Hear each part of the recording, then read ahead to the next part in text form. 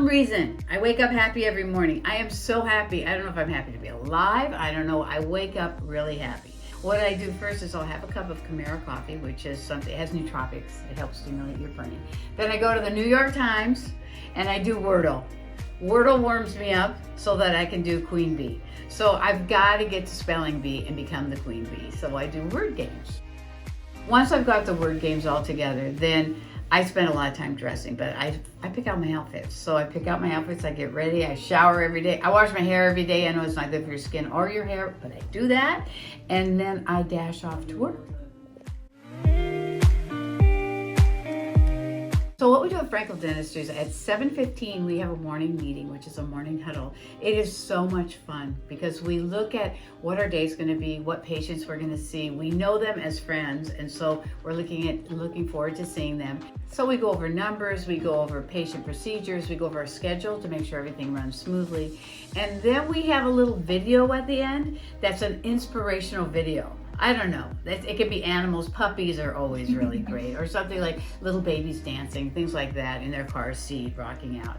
So we start our day really happy. Since I am the director of marketing, I do a lot of different things a lot of different times. Like next week, we have a location in Louisville, Ohio, and another one in Akron, Ohio. So I'm dashing over there to do something called a Colby assessment. We have something we offer all our employees. So I do Colby assessments. We have some internal marketing too. So I'm training everyone in the offices how to talk to patients to make sure when they're really happy, we want their family and friends to be patients. Dentistry is the best industry. You're helping people, you're making them feel better, you're making them look better, you're literally making them healthier.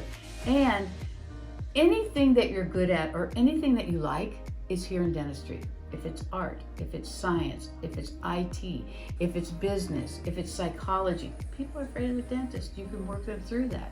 I'm probably the luckiest person in the world because I get to watch the progress from a patient coming in and they're petrified and they haven't gone to the dentist and they've neglected themselves to being someone fully healthy with a beautiful smile.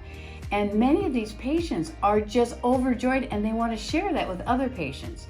And the best way for a person to lose their fear of the dentist is to listen to someone or see the mouth of someone who was afraid, who did neglect their teeth, who now is moving on the other direction. So one of the things I do is I take pictures of patients, I take their photos and I talk with them and I do interviews with them, and we're able to share that. Okay, I have a guilty pleasure, and I have a guilty pleasure after work, and you wouldn't think that this is my guilty pleasure, but I listen to sports journalists. I go home, I make my vegetarian dinner, and I sit, it's plated, I have dinner. Then after dinner, I pop on my TV and I listen to David Sampson, nothing personal, it's all about business. I also listen to Pablo Torre, and I can't think of the name of his show, but Pablo Torre is super interesting. And I also follow Dan Levitard and that whole crew, which I have 3 boys.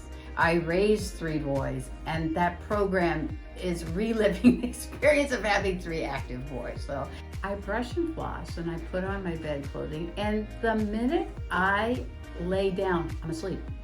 I have one flow. I give as much at work as I do with my family, and I just live a life. And I think part of a life well lived, at least for a person like me, is not to make a separation, to give 100% and to be yourself wherever you are. Supporting your coworkers, supporting your family, getting support from your family, getting support from your coworkers, it's the same thing.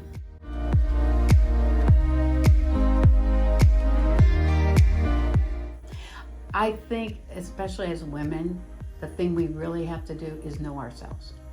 Know who you are, know your talents, leverage them. Know what makes you happy, leverage it. Know how the world works, leverage it. What I mean by leverage it, make sure you're in the right place doing the right thing. Ultimately, knowing who you are is what makes you happy.